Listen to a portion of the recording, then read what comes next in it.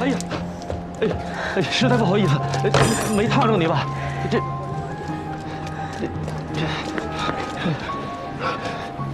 你们干什么？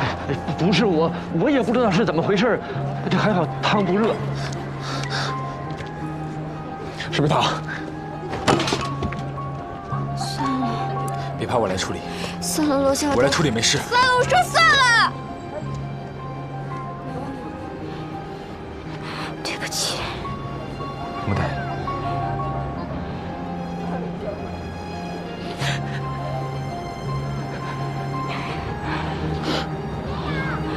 我想洗澡。没事，跟我回家。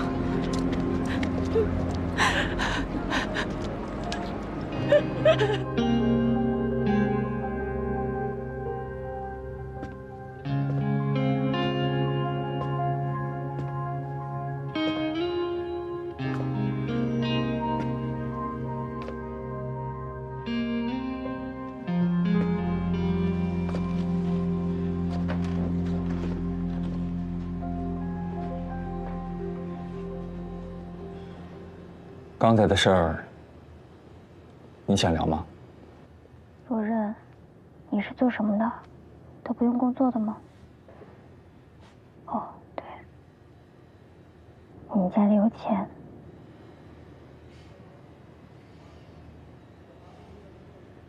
我之前在黑沙老岛待了3、4年。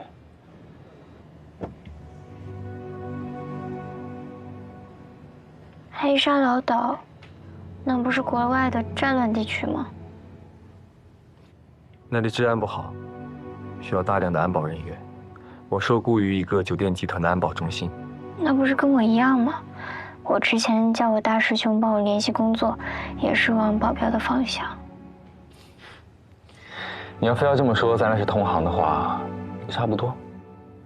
好了，我说完我了，该说说你了。你从小被护从收养，那之前的事儿，你还记得吗？哎，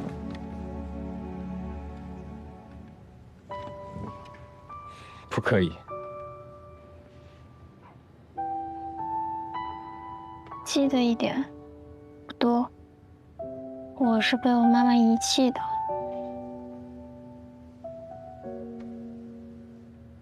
我记不住她长什么样子了，我就记得她带着我走。她穿着一双红色高跟鞋，走路一扭一扭的。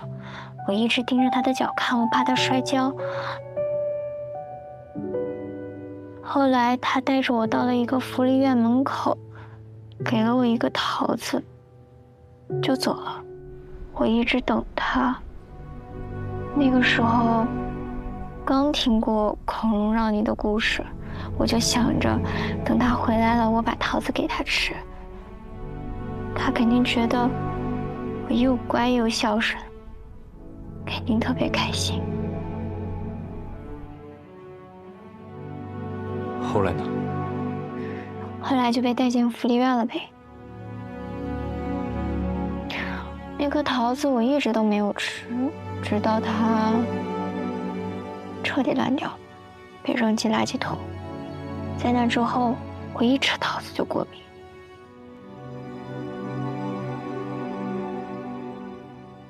调了之后，是不是觉得咱俩还挺像的？又是同行，原生家庭又半斤八两的。还真是，星星惜星星，此处应该干一杯。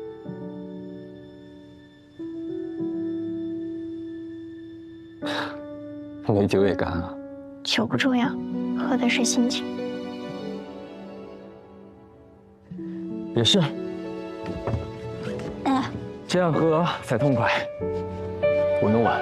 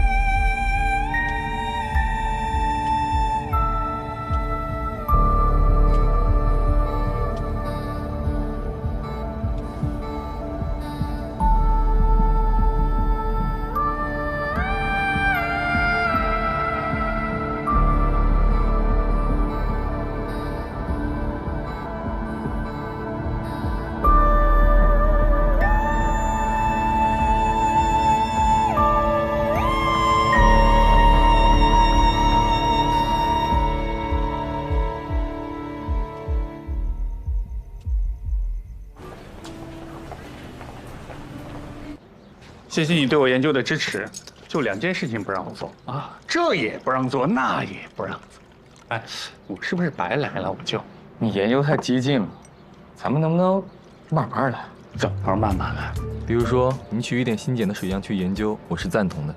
那非常好。看你说什么加热、加盐、加醋是什么意思？你觉得合适吗？哎，那你考虑一下，加点酒，加点辣椒，加点黄油，刺激一下，都行。要不我给你吃个火锅？往这边。哪儿？你去哪儿？哎，往这儿。哎，这里边进去啊。婷婷啊，来，喝来，婷婷来喝点水。我来帮什忙。好，别呛着他。哎，你放心。婷婷，来喝点。小伙子，你真够有耐心的。哎呀，怪不得婷婷喜欢你啊。你不像那个小刀哥哥呀，一天到晚都不知道干些啥呀。你这我真的是太明显了吧？你那一接过2杯了。这是我喝过的。婷婷，小刀哥哥，怎么了？小刀哥哥，可以给我买公仔吗？很多很多的公仔。行，我下次就给你带啊。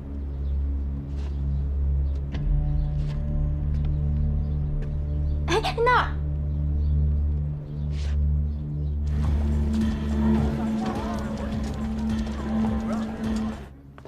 娉婷已经有2个公仔了，你还要给她买？你不能老这样惯着她，对不对？啊？哎呀，郑伯，说不定等娉婷她痊愈了，就不玩这些公仔了，先顺着她呗。你听我说啊！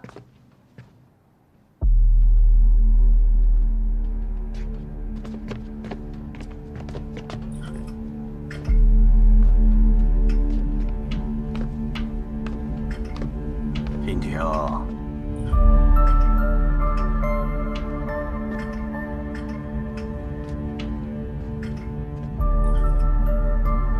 啊？又有公仔了。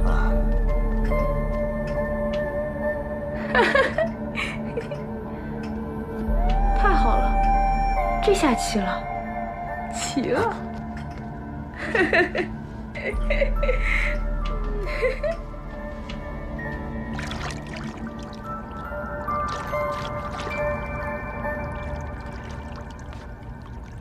棍叔，新简不是还在那个鱼缸里吗？我们都理解错了，人皮不是新简，那只是新简离体的时候带出来的部分人体组织。新简到底长什么样，我们从来没见过。那新简会不会又回到娉婷身上？看这状态很有可能。看来这水是控制不住新简的。那我们现在该怎么办呢？就完全没有任何办法了？不是，越是这个时候呢，我们的心越要静下来，对吧？寻找一切可能的突破口。新简这玩意儿太超纲了，哪有突破口？有。你们忘了，除了小33之外，你们3个都看到了一行小人，这是新简释放出来的，而且只有你们能够接触到的一个信息，它一定有它的意义。那新简传达的信息，能是什么好信息啊？就是，无非是憋着往外掏坏负能量的信息。就算它是憋着坏，那它也是目前我们唯一的一个线索。要不要顺着这个藤去摸瓜？你们自己看。摸。第一个是有坐骑的一个人，第2个是凤凰，第3个狮子，最后是一个长着翅膀的猴子。这好像瓦猫。瓦猫？就丽溪很多老房子的屋檐上都有那幅正邪的瓦猫雕像，这特别像。就一排一，角级神兽，仙人指路。仙人指路，你们这个知识点啊太匮乏了。以前造房子的时候都有那个飞檐翘角，最常见的就是仙人指路。就拥有这个仙人指路装饰风格的建筑，全国上下哪儿都有，这咋找啊？你们的这个幻象当中有一点它很有特点。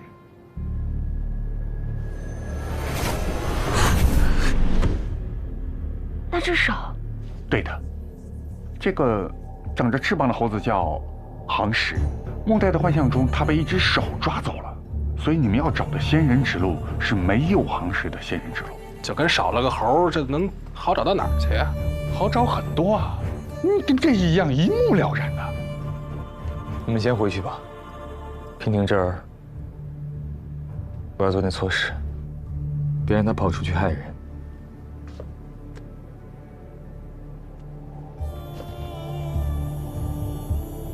快去吧。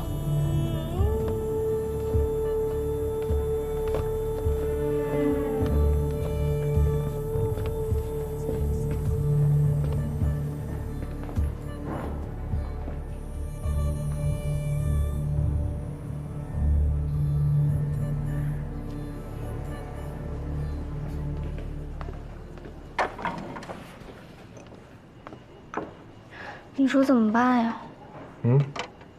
那水压制不住心碱。仙人指路去哪儿找呀？师傅，咱娉婷妹妹怪可怜的啊。对啊，罗哥说要做错事，怕别又是封门封窗吧。镇定剂，那保不齐还得捆起来呢，免得她自残。是哈。哪儿去啊？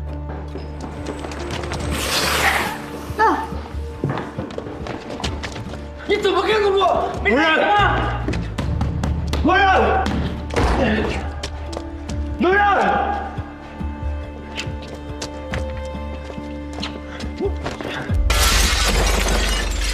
来人！你要下手干嘛？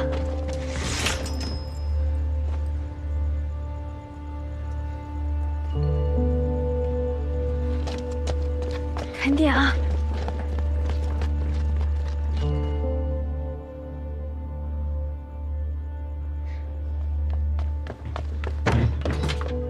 罗振，你要不要用这些鬼东西？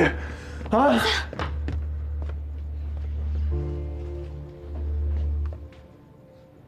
是。不光这样，我还要里外都装上摄像头，门窗加固，或者再保险一点，我会想办法让他昏迷，用硬针保命。罗振，她可是你妹妹，她还是个人。如果她像我叔叔一样去杀人的时候，你还敢这么说吗？别吵着娉婷了，你俩松开，松开！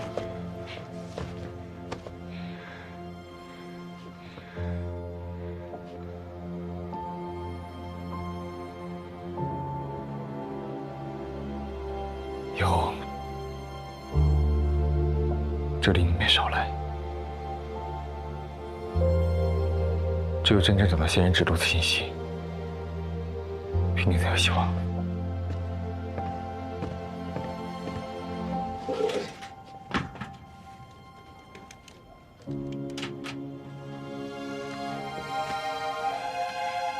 走吧，一边三，走吧，走吧。仙人指路，我知道在哪儿。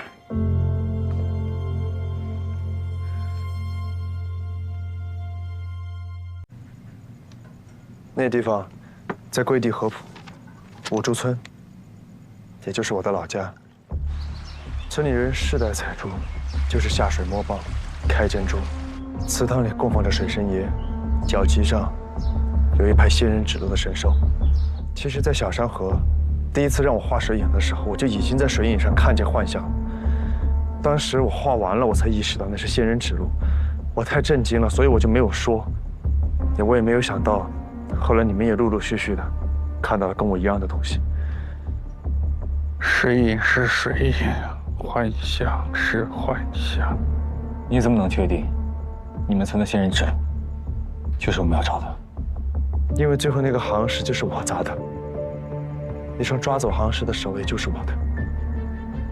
怎么不早说？因为我不想说那鬼地方。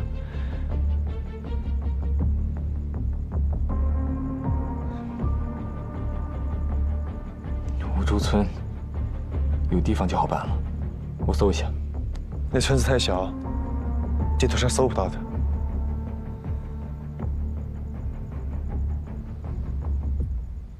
我可以带你去，但我有一个条件。你说。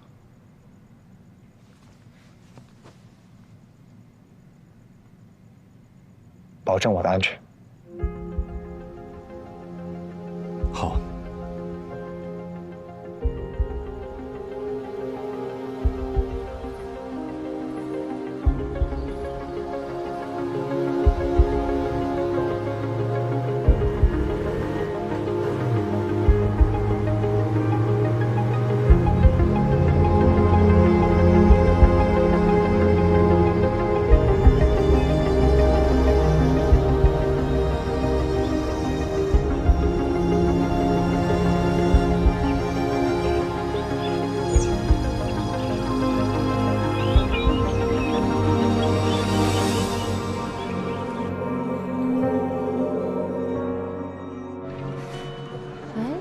调酒那个事儿哥们来1.3万没来，啊？就我伺候您，啊，受委屈啊啊！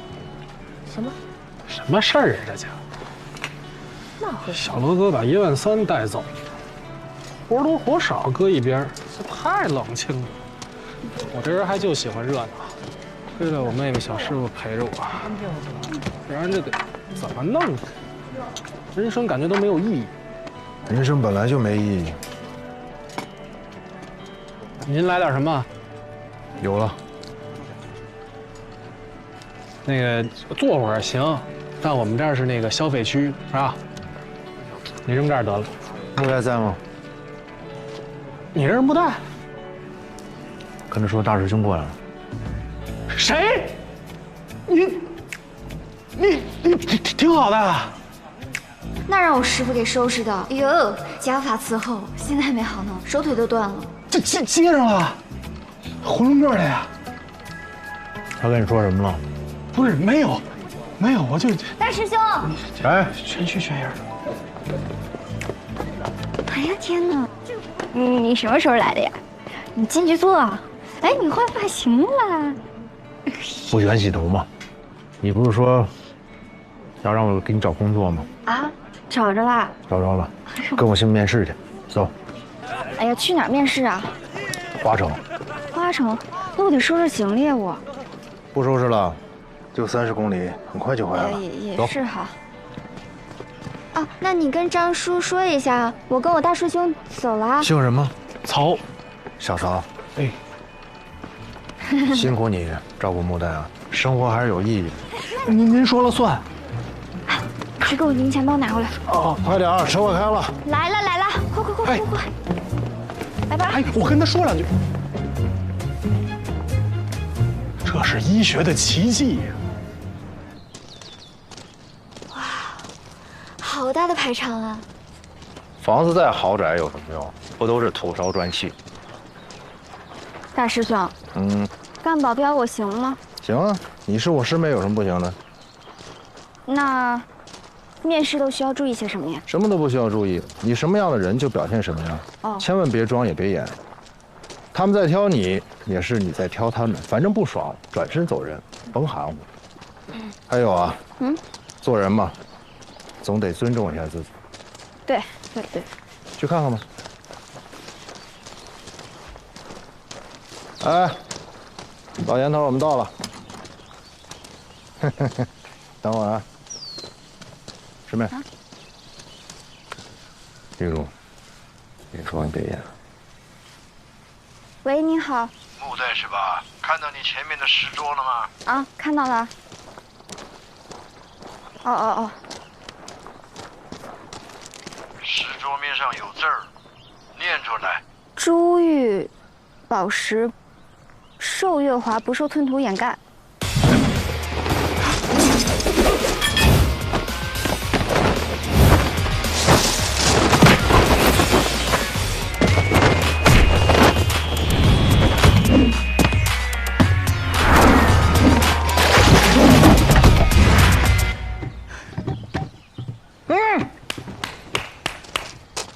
打得漂亮！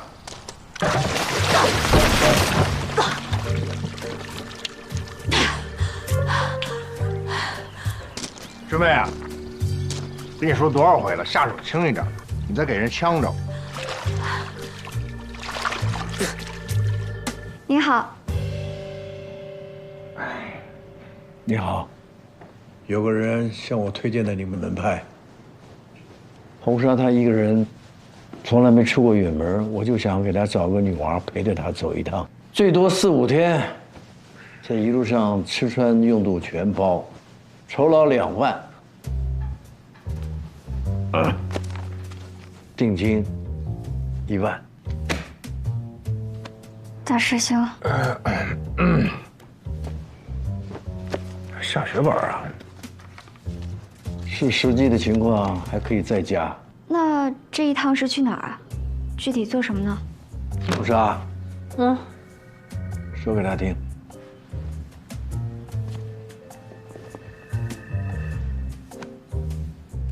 我们家是采宝的，听没听过？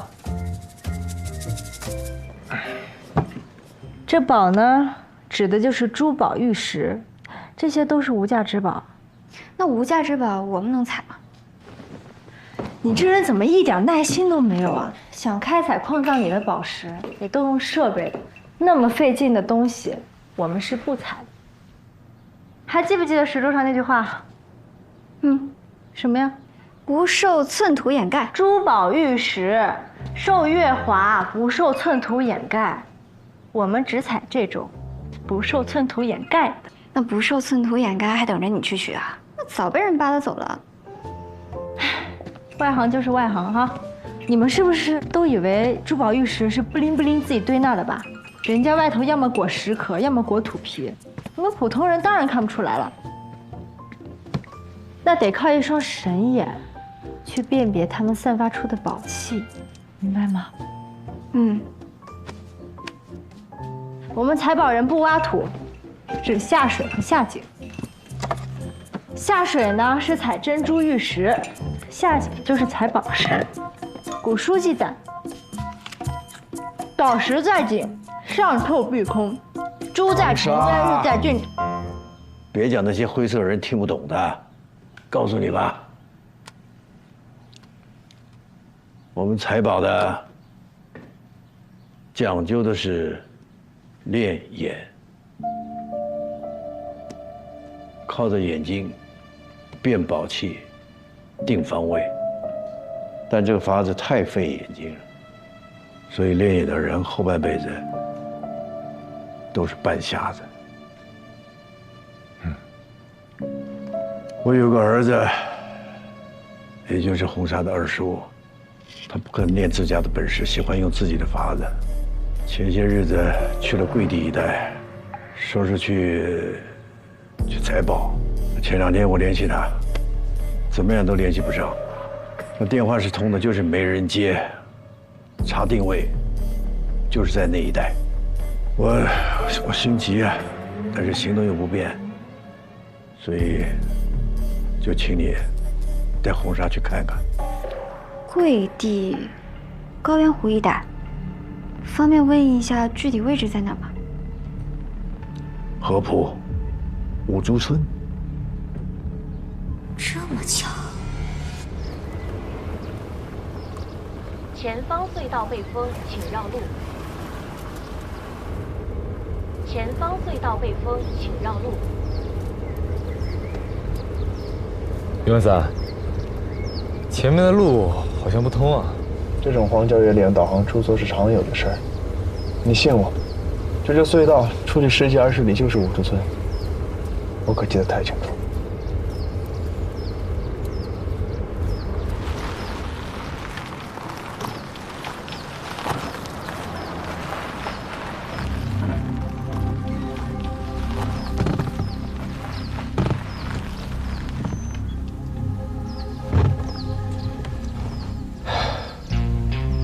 导航是准的，这不可能啊！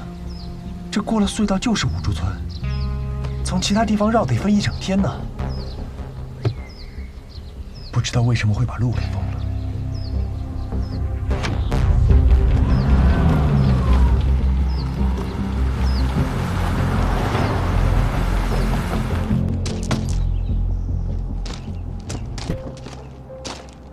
哎，我行李。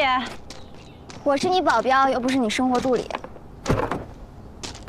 哦，对了，到了合浦之后怎么走，坐什么车，事儿办完了之后住哪儿，你都包好了吗？你都查好了吗？你爷爷说了，到那边吃穿用度全包，记得安排哦。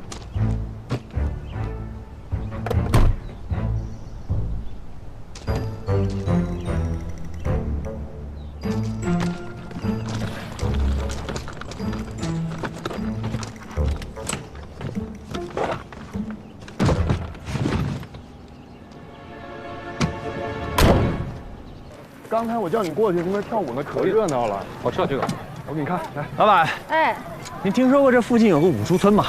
啊，我知道呀，你要去啊？啊，以前呢还能从老隧道过去，现在啊隧道封了，过去就得绕远了。你们可以坐火车呀，火车到那边还有路走。那您知道他为什么好端端的隧道就封了呢？那边没人了呀，都空了。空了？啊。哦，我听说这五珠村它是个采珠村，世代采珠的，怎么会说空就空呢？真空了，都没珠子采了，都搬走了呗。没珠子采了？我听说那湖里边都是珍珠蚌，不该没珠子采了。兄弟，这事儿你不知道吧？说是有一年中秋节晚上，传说中的老蚌晒月真出现了，湖岸上全是珍珠蚌，结果也不知道被哪个混蛋小孩倒上汽油，一把火全给烧了。什么人啊，干这种缺德事儿？谁说不是啊？我听说啊，从那以后，这一带再也不产珠子了。听当地人讲呀，是得罪了水神，遭报应了。我倒是觉得这个万物皆有灵性，你说你拿火烧它，它肯定恨死这个地方，所以人家再也不来了呗，对吧？是呗。你说你去那儿干嘛？那儿现在什么都没有，而且我听说了，那个村子现在还闹鬼呢。真的假的呀？你不知道这事儿啊？哎，别说瘆得慌。哎呀，不是，来喝一个，来，喝酒来。来一个，来吧，一起吧。过敏。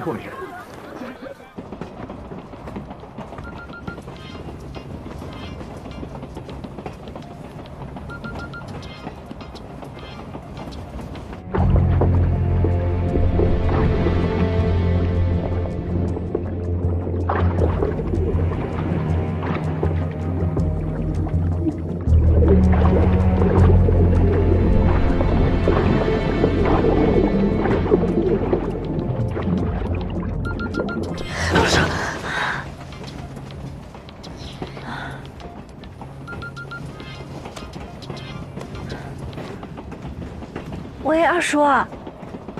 喂，二叔，你听到我说话吗？喂。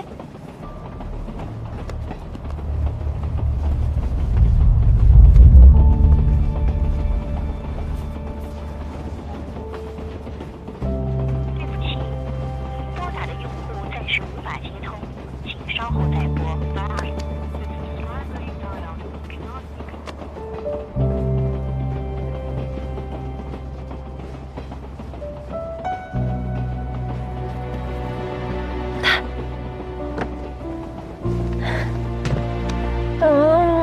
醒，快醒醒！怎么了呀？哎呀，快起来！怎么了？出事了！哎呀，这怎么一直打不通呢？你二叔之前失联了，现在给你打电话不挺好的吗？那说不定就是电话没电了呗。充上电会给你打电话的。不是他接了的，但他没说话。会出事了吧？那就是电话没电了，没说成呗。我那梦太可怕了，跟真的似的。人都说过了，什么梦都是反的，你别想了。快睡吧，太困了。保镖不好当啊。哎呀，困就你困。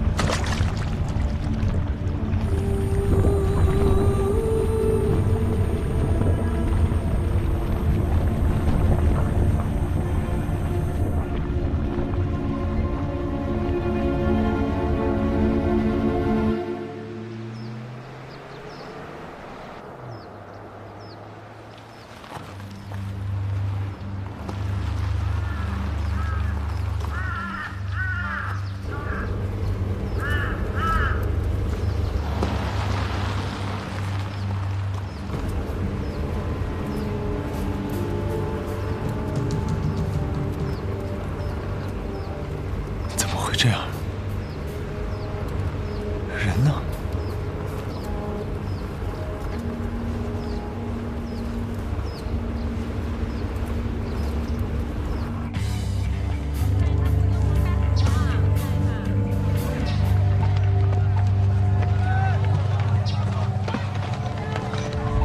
这个地方会有车来接我们吗？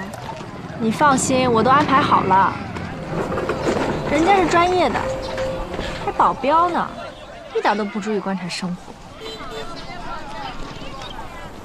这里，哎，不是吗？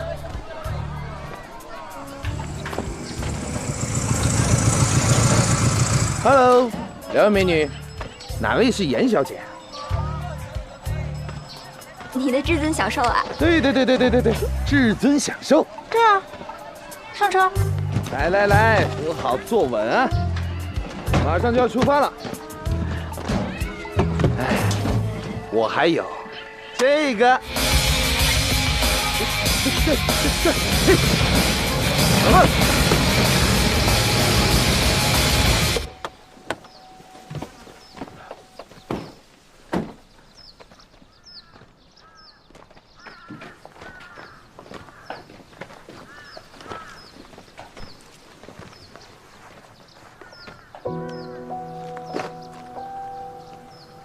怎么会这样？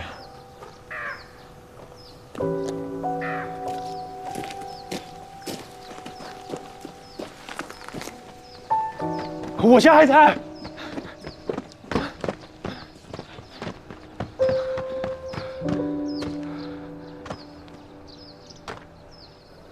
这是你家。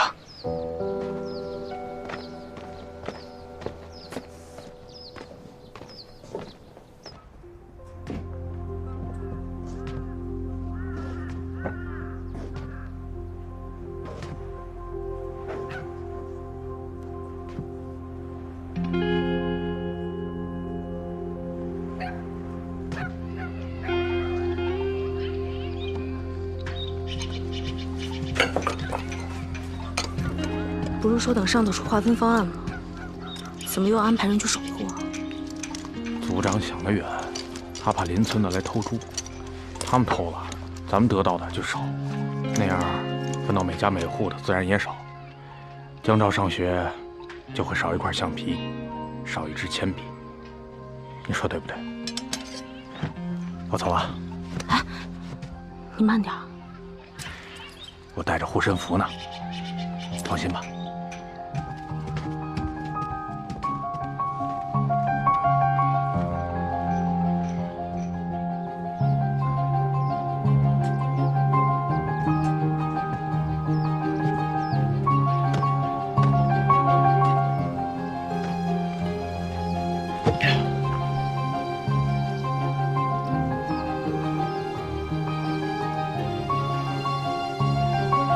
这里没人，你要有什么心事，读得慌的话，你就跟我说说。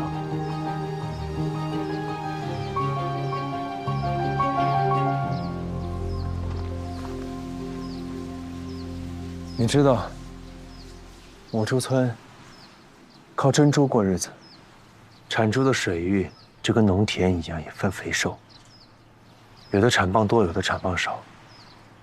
谁都想分到产棒多的那一片。就这事儿跟邻村在水域划分上起了冲突。本来大家说好的，等上面出个方案，可邻村那帮混蛋就是要偷偷来采棒，让事态失控。这是我们的地盘，滚回你们的地方去！滚回去！滚！ 把他们都赶走！赶走！我爸就在这场混乱里面失足落水死了。可是采珠的人水性不是很好吗？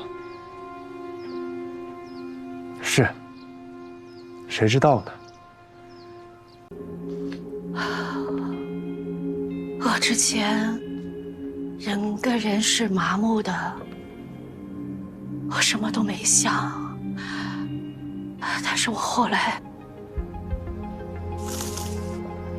我突然就觉得浑身燃起了一团火，我就要亲手杀了他，我要亲手杀了这个畜生，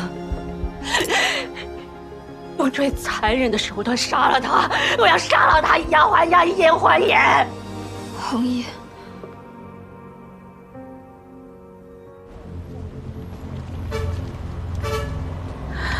他那天晚上没有回家，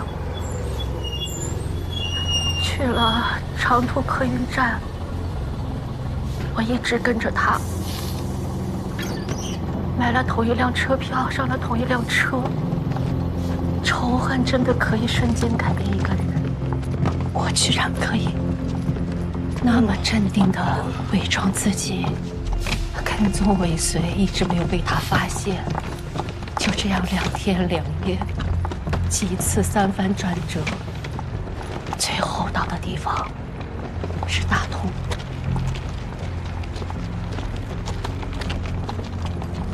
这个畜生做下这么残忍的事情，他还能够心安理得地去吃饭。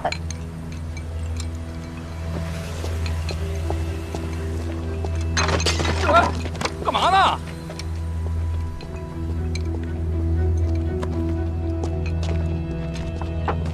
付一下钱。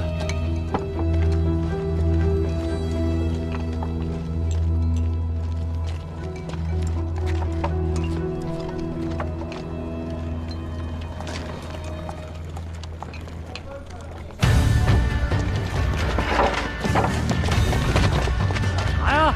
着火了呀？你家？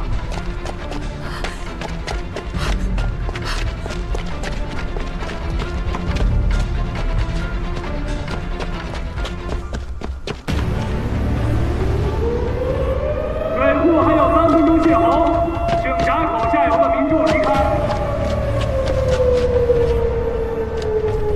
水库还有3分钟泄洪，请闸口下游的民众离开。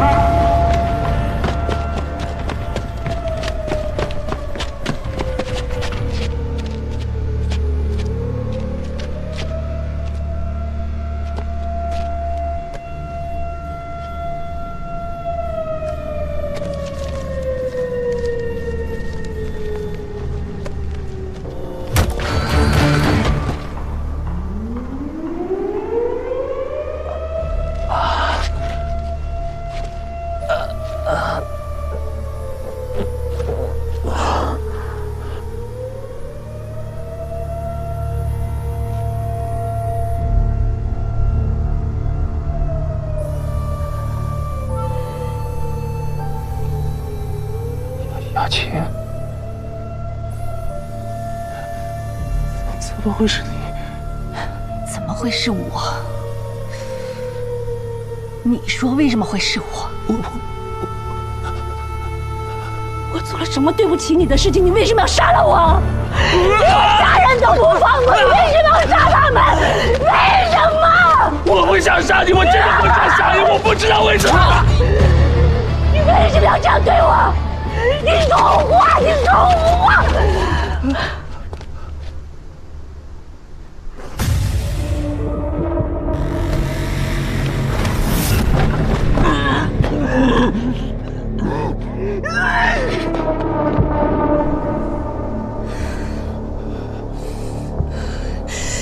你这个恶魔，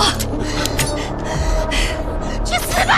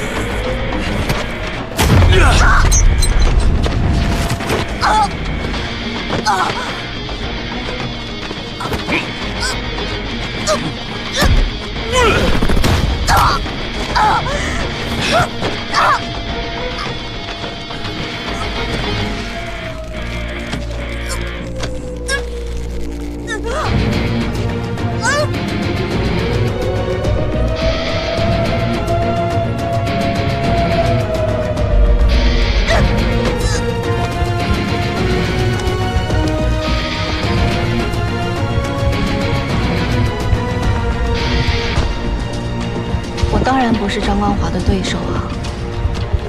后来体力逐渐不支，但也许是我亲人在冥冥中保佑我吧。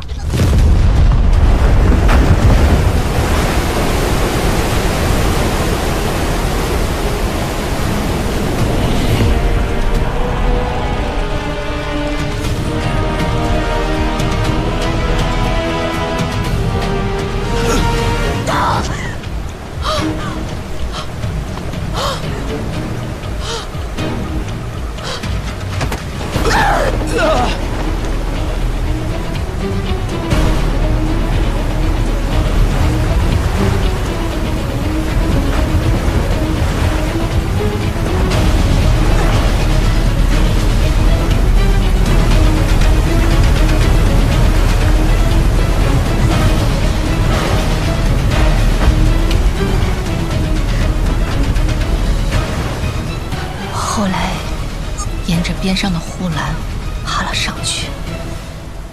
我在那儿坐了一夜，也想了一夜。我没有杀人，但是张光华的死是我间接造成的。而且我一旦回去，那势必是要跟警方说明一切，那我和张光华这种不正当的关系就要曝光。在那个年代，那个小地方，风言风语是要人命的，就连我死去的父母都会被人说闲话。天亮之后，看着太阳升起，我突然觉得老天已经给了我重生的机会。所以，你想到冒用霍子红的名字？凶手也死了，家人的仇也报了，李雅庆过去的一切都不存在了。以一个新的身份重新开始是最好的安排。你都知道了张光华的结局，还向万烽火打听他？活要见人，死要见尸，不得个准信，我心里不踏实。那李叔呢？你没有想过他吗？没有，完全没有。我跟李坦的交往，只是为了让我爸高兴。所以你从来都没有喜欢过李叔，只是逢场作戏吗？那，你跟李叔也是这么说的？我看他刚才好难过，一句话都没说就走了。红姨，你不觉得这样太过分了吗？他会觉得自己半辈子的坚守只是个笑话，你骗骗他也好啊。就是因为李坦蹉跎了一大半辈子，我不希望他再继续为我这种不值得的人浪费人生。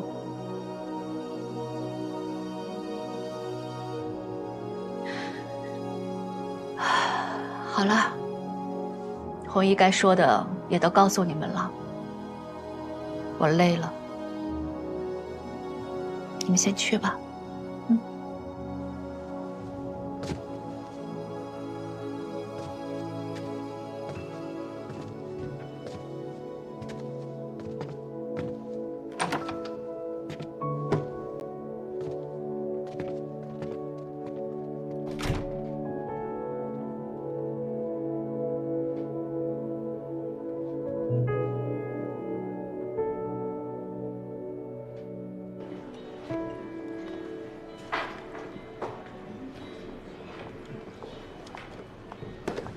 你也不用为李坦感到难过，爱或者不爱，掩饰不了。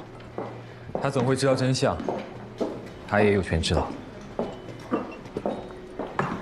事情好像真相大白了，但是又云里雾里的，好像对病婷也没什么帮助。接下来你打算怎么办呀？追杀不一定有结果，结果不一定让人满意。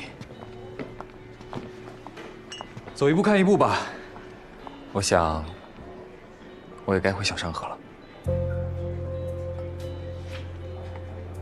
也好，你陪在娉婷身边比较稳妥。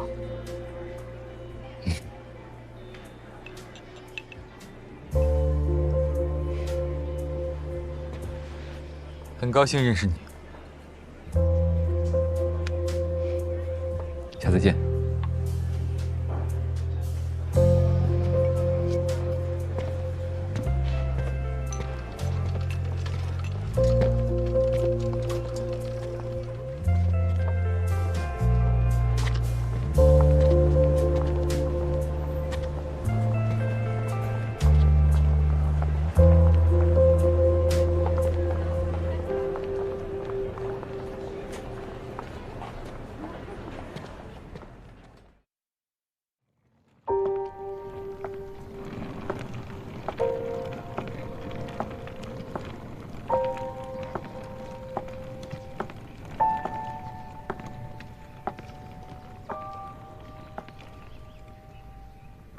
穆黛，说出埋藏心里多年的秘密，整个人都轻松了。可一想到，因为我的懦弱和逃避，让那么多人陷入不幸，甚至蹉跎半生，又为这份轻松感到羞愧。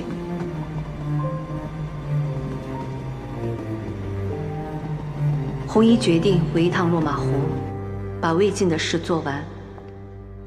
不用为我担心，我会照顾好自己。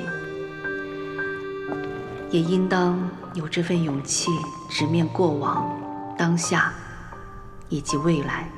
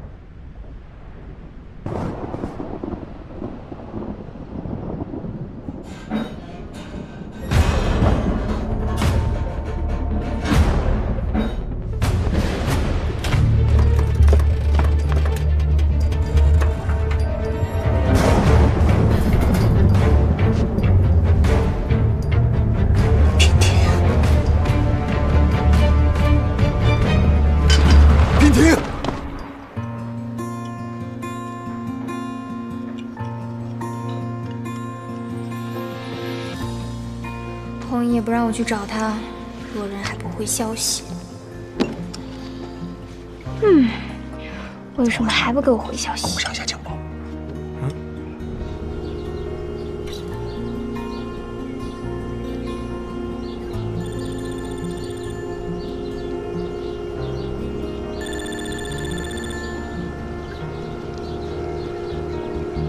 喂，喂，罗刃。不好意思啊，回来之后一直忙娉婷的事情，没太注意手机信息。啊，没关系，没关系。娉婷怎么样了？不太好，昨天晚上差点把护栏给掰掉，想要逃出去。啊，那么大力气啊！和我叔叔当年一样，身体机能远超常人。好在白天都没什么事情，但是一到了晚上，举止就会变得奇怪。护士刚给他打了镇静剂，现在应该没事了，护栏也加固了。那总是打药会不会身体吃不消啊？是啊，不是长久之计。但现在除了守着他，我也没有其他办法。那怎么办呀？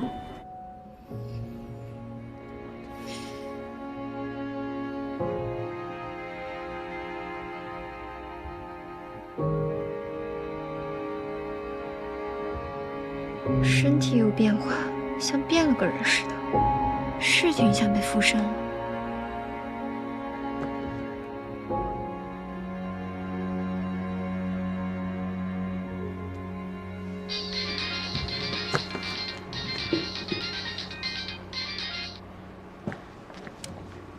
喂，喂，万叔，你还记得我吗？我是穆代。哎，记得，穆小姐。哎，先说规矩啊，在我这儿拿信息得先付钱。不是万叔，这年头客户最重要，是不是？那我红衣是你忠实客户不是？我是不是你潜在客户？那我将来还能给你介绍客户，是不是？那面对我这个大客户，你要留住我，是不是跟我聊聊，提供点免费服务？这不应该吗？应该的。穆小姐说的极是。行。今天想跟万叔聊点什么呢？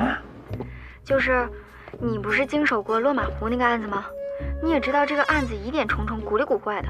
我就是想说，万叔你人脉广，有没有认识那种比较靠谱的，比如说研究什么超自然现象的专家之类的？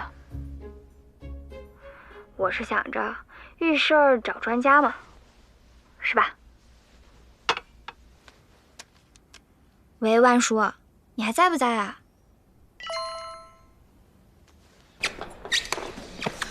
这快递单号呢？这能是快递吗？谁送的？匿名的，不会是爱慕者送的吧？我早上看放门口没注意到。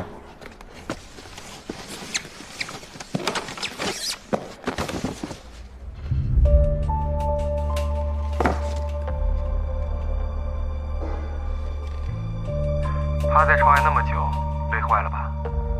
桌上有刚洗过的草莓，吃了缓缓，别可惜啊。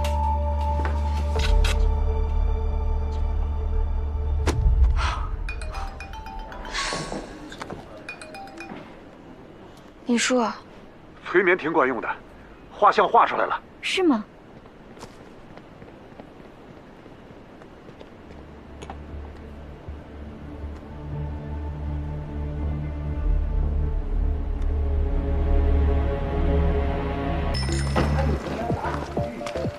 王兄，要是咱在那门口的地板上用黄金镶出一个豆子，你觉得是什么意思？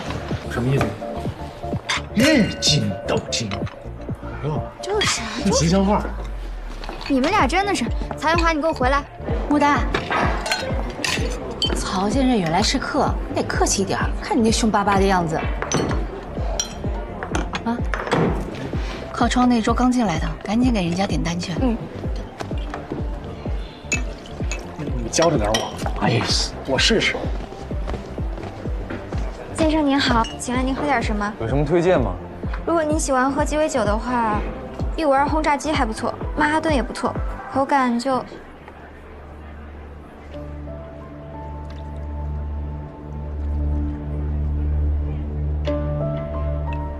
你刚刚推荐那几款酒，口感怎么样？我们换个地方说好。不好意思，我是来喝酒的，不是来跟你说话的。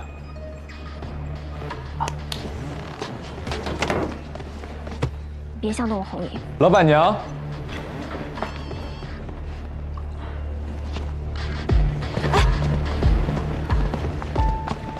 红衣，他是罗润。霍从是吧？你还记得我吗？我叫罗润。咱们曾经是邻居。邻居？你忘了吗？我家住在落马湖城前巷11号。我记得有一年下大雨，你家漏水，我爸还帮你修过雨棚呢。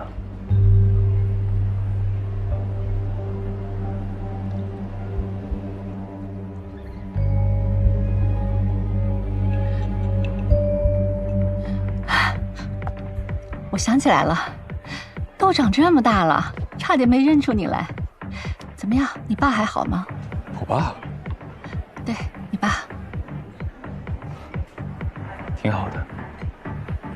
那就好，我请你喝一杯吧。好啊。红姨，担心什么？没事的，我们就在那边。走。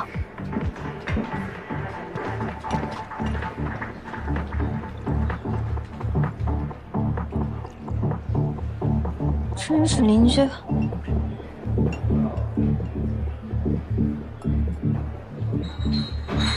你怎么一个人来的？难道我应该成群结伙的来？你不是还有一个同伴吗？同伴？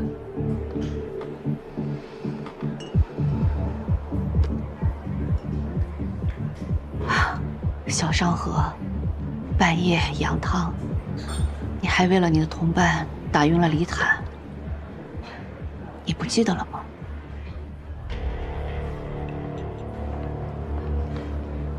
他怎么没有来？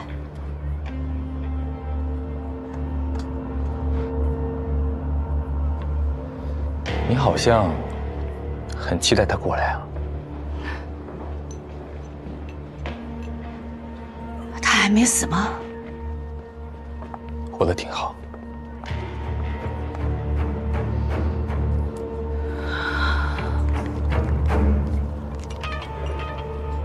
他还真能活。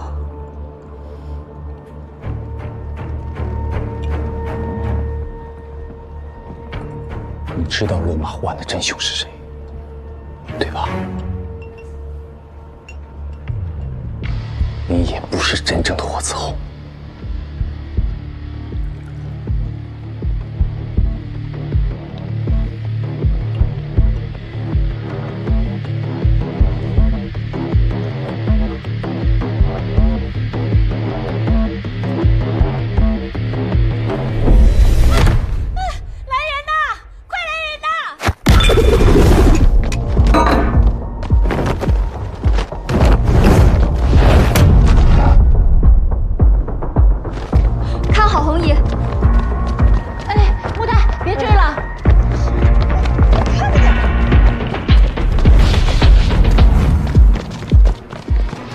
红姨，你没事吧？你没有伤着？哦，我没事儿。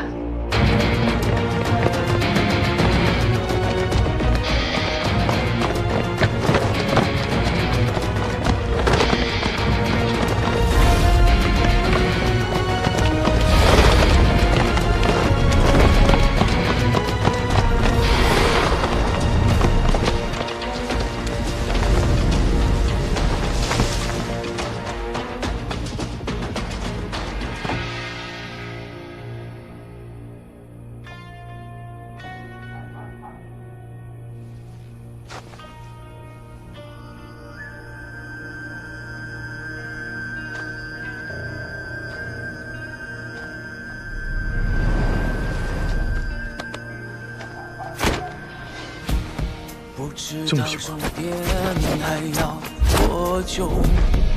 我愿为之拼到最后。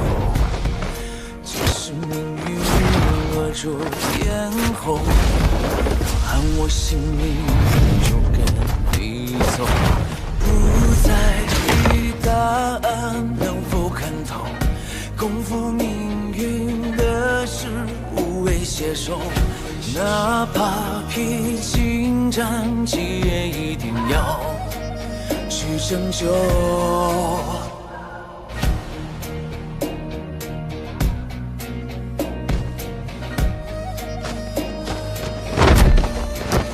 那未知的冒险与迷梦，终将会有收复时候，让我们执着。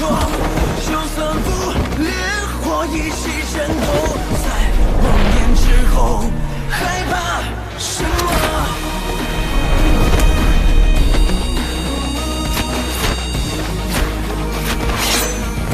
又怕什么？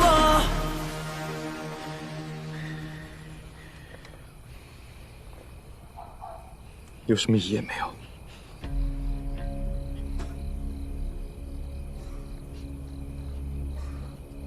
这么不惊吓，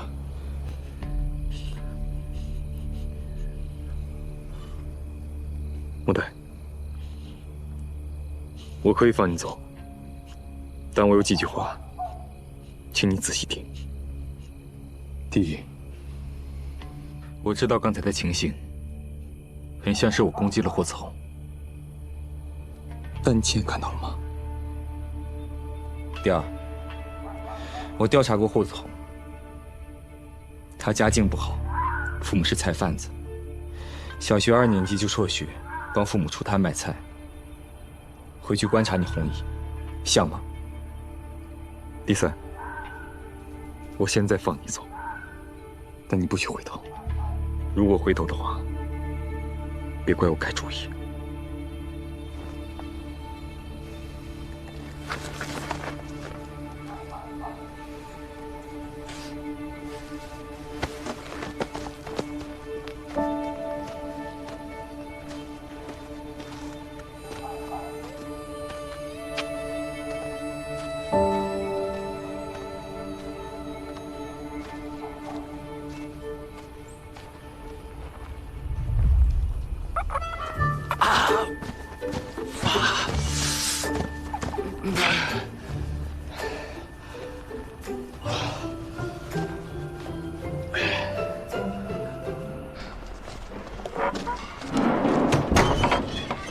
红姨，你没事吧？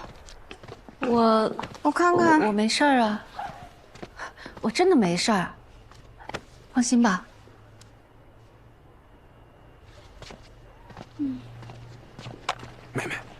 小老板娘，你没事吧？啊，那人怎么样啊？啊，没受伤，没抓住，打不过，让他跑了。来，休息。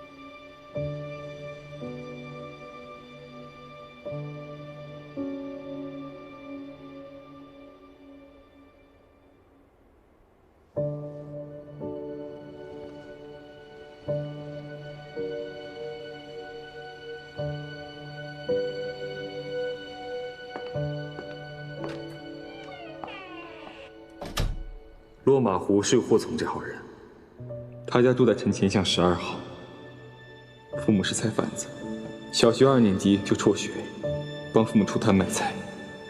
回去观察你红姨，像吗？能把你打成什么样啊？他那么厉害吗？毕竟是练家子，这年头难得遇到一个练武的人，他师傅一定是个高手。哎呦，这都打上了，你这个案子以后就更难查了。我倒是觉得会越来越顺畅，大家看品行，看修行。这个穆代是个值得结交的人。哎呦喂，这评价够高的啊！高吗？从你嘴里说出来算高。你不是常说吗？你身边都是些两面三刀、下手无情的人，值得结交。我还是头一回听到从你嘴里说出来啊。对了，娉婷怎么样？好，还是老样子。唉，得亏呀，他是个文疯子，他要是武疯子，我可看不住他。你看这样行吧？咱们再给他找一个更好的医生。你查的是旧案子，你就算是找到了真凶，也帮不了娉婷啊。郑伯，叔叔的案子太过离奇，娉婷也疯得太突然了，所以我始终觉得案子本身才是关键。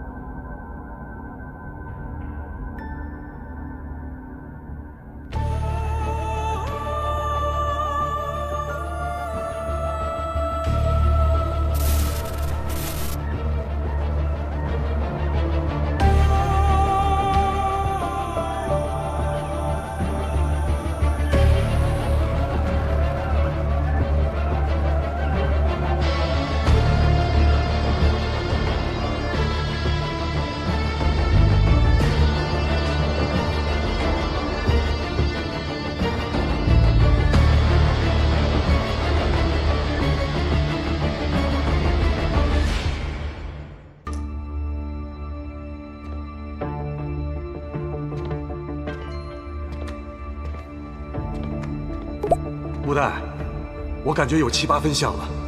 这2天，我打算把杂货店转手，钱一到位，我就带着画像去小商河，大不了见人就问，我还就不信了，揪不出这个人。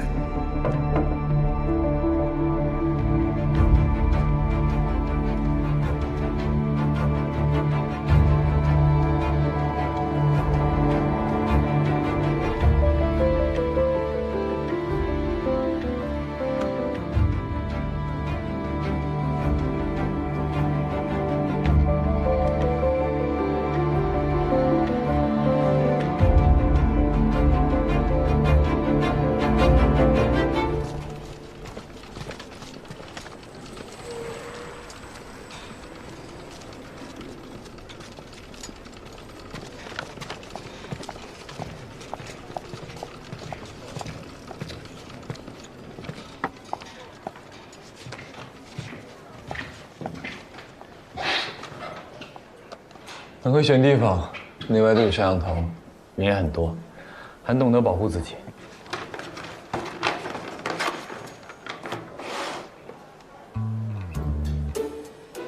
放心，没动过手脚。无功不受禄，不受你东西。草莓我也没吃，扔了。陆代，其实我对你印象挺好的，你知道为什么吗？不想知道。你功夫好，但下手知轻重，有预定，跟你打交道不累。你刀都架我脖子上了，还夸我武功好，讽刺我呢吧？说真的，我能看得出来，你有非常扎实的传统武术功底。如果较真起来的话，我应该不是你的对手。我也能看得出来，你走格斗路数。你是干什么的？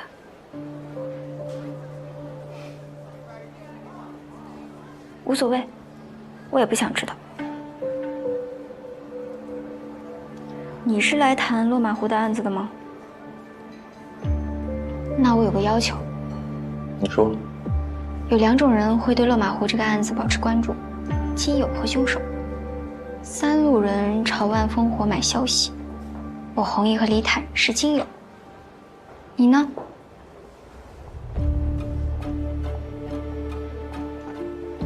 你对我弘毅挺了解的吧？李坦你也挺熟的吧？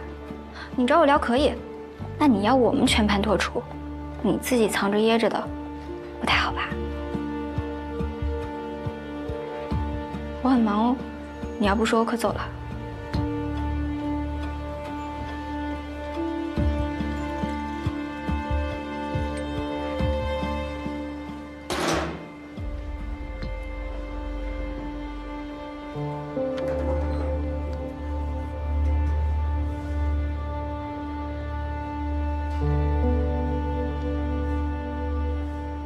你父母和你妹妹？男的是我叔叔。我叔叔叫罗文淼，是个历史学家。叔母去世之后，他为了专心研究地狱史，带着女儿娉婷搬到了小长河。大概2年前，叔叔忽然失踪了，娉婷报了警，我也帮忙回来找。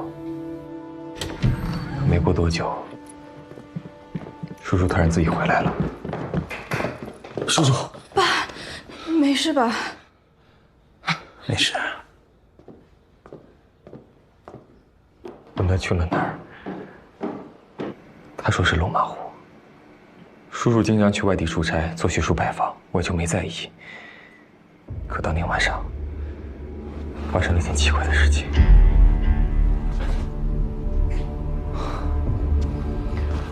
叔叔，你怎么还不睡啊？都几点了？叔叔，多人，不要让我去杀人，把我关起来。什么意思啊？我也不知道，我一直追问，可他却表现得像是从来没有说过这句话，就好像跟我开了个恶意的玩笑。可能是正因为印象太深刻了，我一直有所防备，所以我每天晚上都反锁大门。叔叔，我进来了。白天叔叔外出的时候，我也尽量跟着。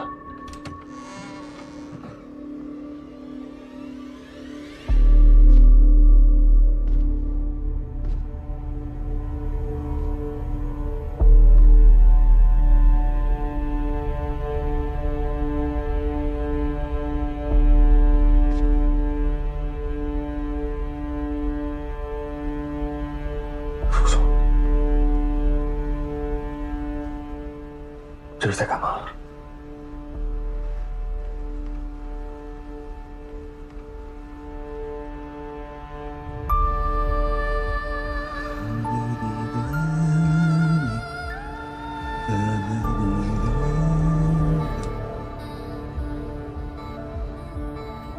后来几天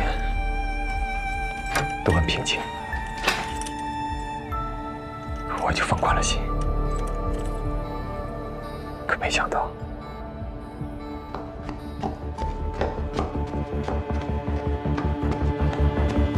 陆小刀，快醒醒，醒醒！我爸他不见了。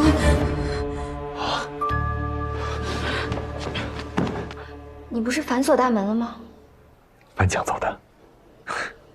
你相信吗？我叔叔50多岁，肩不能挑，手不能提，连自行车都骑不好。他居然能翻过4米多高的围墙，而且我觉得那个人满头白发，应该好对付。可我没想到，他力气如此的大。我立刻追出去，途经一条小巷，巷子里有一户着火了，里面有人在厮打。你去看了？屋里的景象很惨。李坦是不是也在啊？刚开始我以为李坦是凶手，因为我进去的时候，看到他正掐着我叔叔的脖子。你知道的，有的时候你只是看到一个画面，并不是真相，但你会仓促下结论。我知道。当时我把李坦给打晕了，叔叔就在这个时候跑了。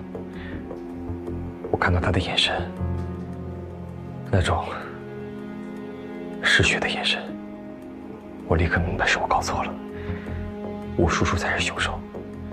当我追出去之后，看到他的速度和力量，那根本不是我叔叔，可他确实是我叔叔。那后来呢？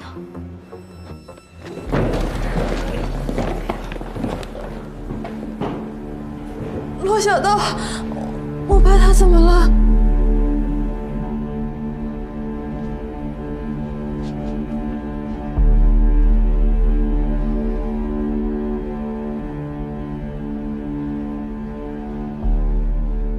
叔叔，你是不是杀人了？啊！我说过，老人，不要让我出去。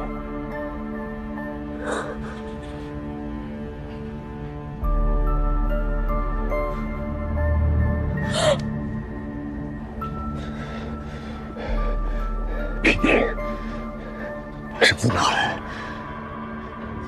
快！我把叔叔绑起来，先去找李坦，他是现场唯一的目击者。我得问清楚，到底发生了什么事？刚发生了什么事儿？谁杀的人？抓住了，终于抓住了，抓住了。说什么？月清，终于抓住了。你说清楚！我送你的山里。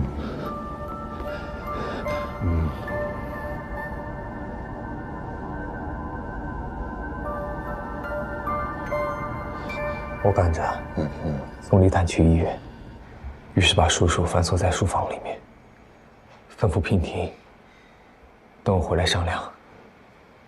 伊坦误会大了，回去我跟他解释解释。我以为把人绑上，反锁在书房里面，双重保险。短时间内不会出现任何问题。我已经尽最大速度赶回来了，可没想到，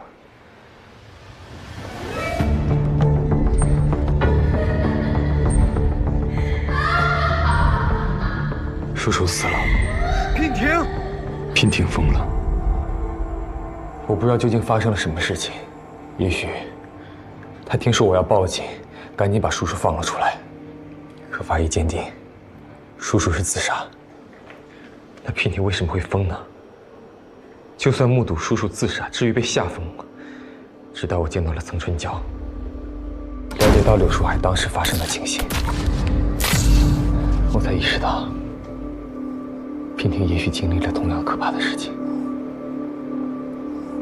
整件事情都太诡异了。我从这个案子开始回溯，从泥潭开始查，知道了落马湖案。但落马湖案的真凶绝对不是我叔叔，他那个时候还在国外求学。后来了解到了有霍子红这号人物，然后我整合我所能寻求的一切线索。如果这是一场大戏，现在整个戏言都在霍子红一个人身上。陆丹，我需要你的帮忙。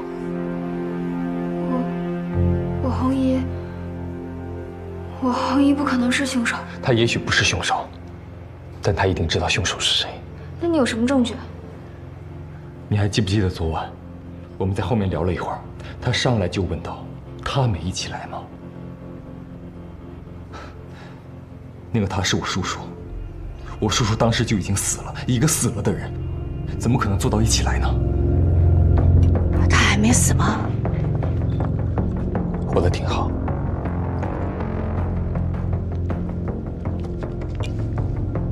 他还真能活。我意识到我们在鸡同鸭讲，我们说的是同一件事情，但聊的不是同一个人。他说的不是我叔叔，而是真正的凶手。他的语气让我觉得他跟凶手打过交道，于是我扎了他一下。你知道落马湖案的真凶是谁？你也不是真正的霍子红。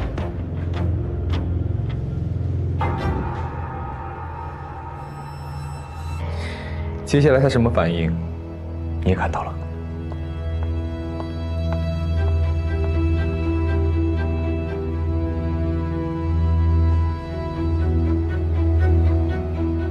想起什么了？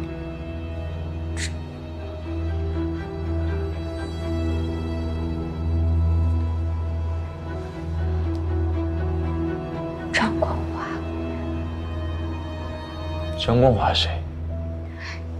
张光华是我红姨在万烽火那儿背的第二个案子，他也是落马湖人，而且之前跟李亚青住过同一栋楼。后来，落马湖的案子发生不久，他就失踪了。再后来，他的贴身物件被发现在大通的颐和滩那儿，好像人是遇难了。大通。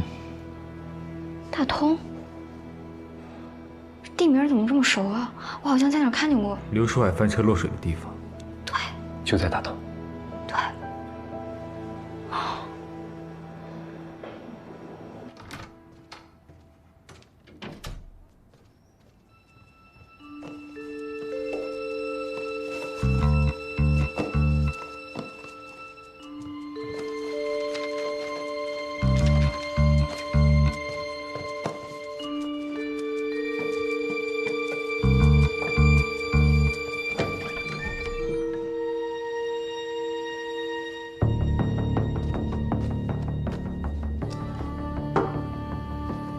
红姨把张光华的资料放哪儿了呢？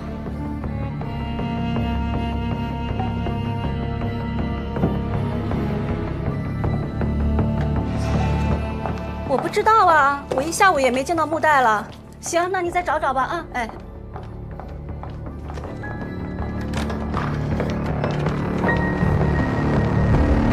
哎，这又是唱的哪一出啊？啊？红姨。来啦！我这个哎，最近发生太多事儿了，我想祈祷一下，保佑咱们酒吧平平安安的。哎，红姨，你都来了，那你来吧。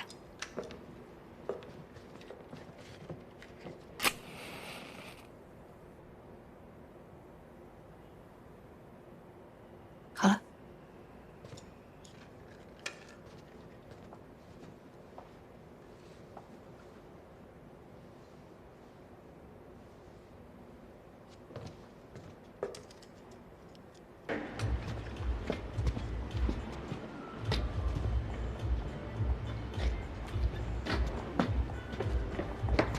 怎么样？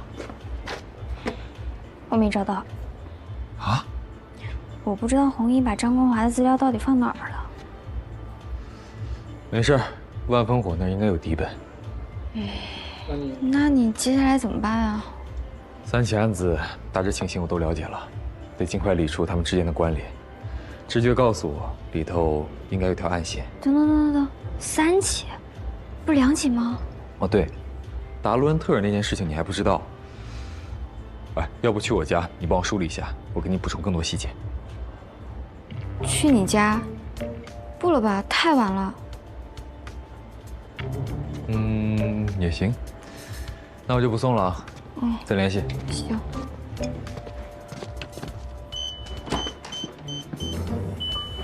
不是，你住这儿啊？那我这……请进。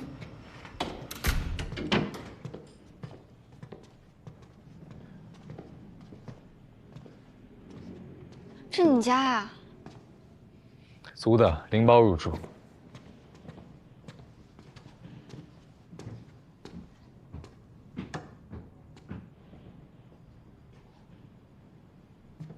来啊！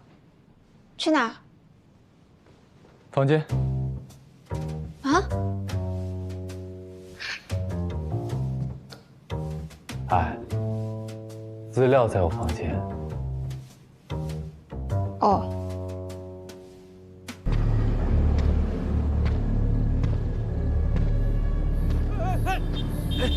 闭上眼睛！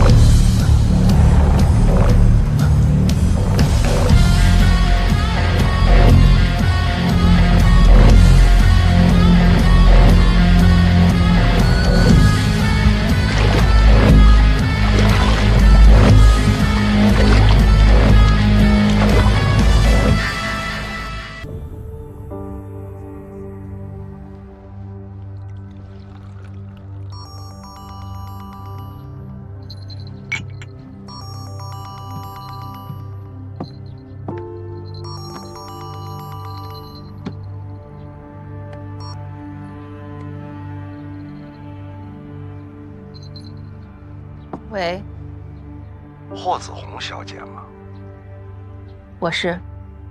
你查的落马湖案有消息了？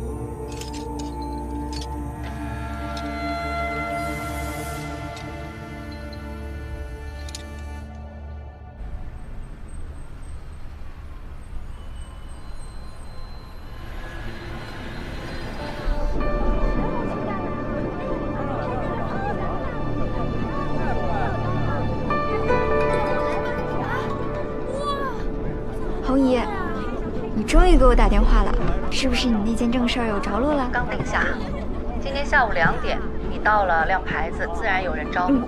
对方叫万烽火，是干了几10年的包打听。你到了那里啊，话别多，只管听着就行啊。放心吧，江湖规矩我比您懂。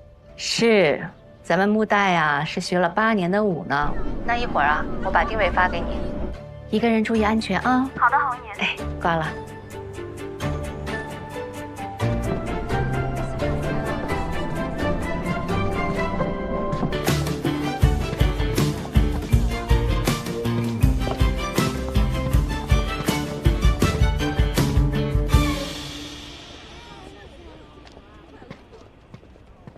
咱们一会儿再去看个电影。好。刚吃完饭别催了。欢迎光临。客人来了，这边请。电磁能量今日1点再创新高，通信、电力等相关领域或将受到影响。怎么形容我们这个行业呢？就好比这个簪子，有2个人，一个人呢问我要老银做的凤凰簪子，还有个人说我要红宝石做眼的凤凰簪子，但是我没有簪子。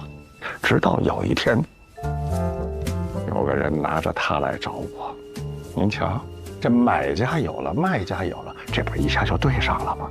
而我呢，我就是出售这簪子信息的。有事儿赶紧说事儿，大老远来的，没空听你在这吹水。哎呦，李先生，您稍安勿躁，我这次的信息量是特别的大，一定保您物超所值，钱不白花。马先生，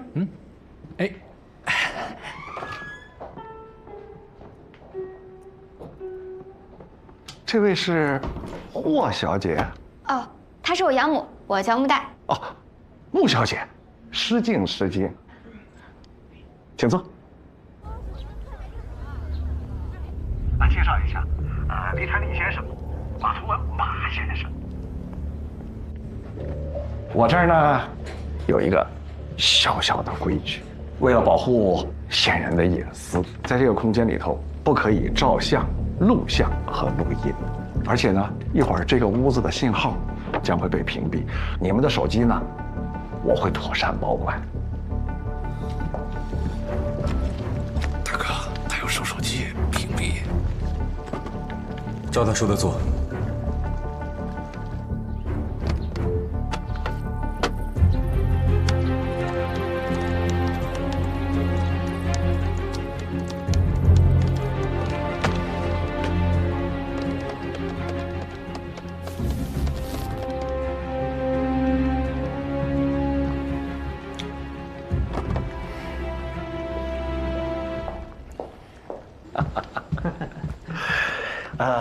各位，这就屏蔽了啊。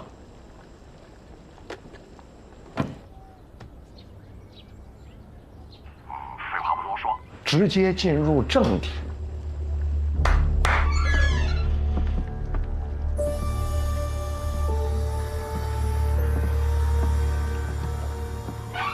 介绍一下，岑春娇，这次的信息提供者。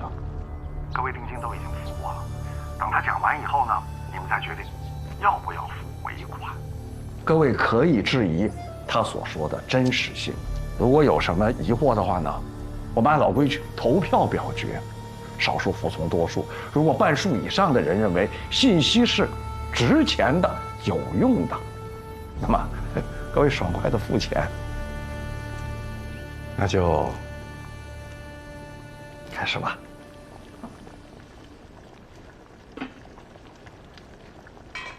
这几桩鱼线杀人案的凶手叫刘树海，5年前就死了。几桩？5年前就死了？是的，5年前。当时我在济泉西郊客运站的一个旅馆里当服务员，就是那种特别低端的小旅馆，被褥也常年不换的。住的客人3教9流的，干什么都有。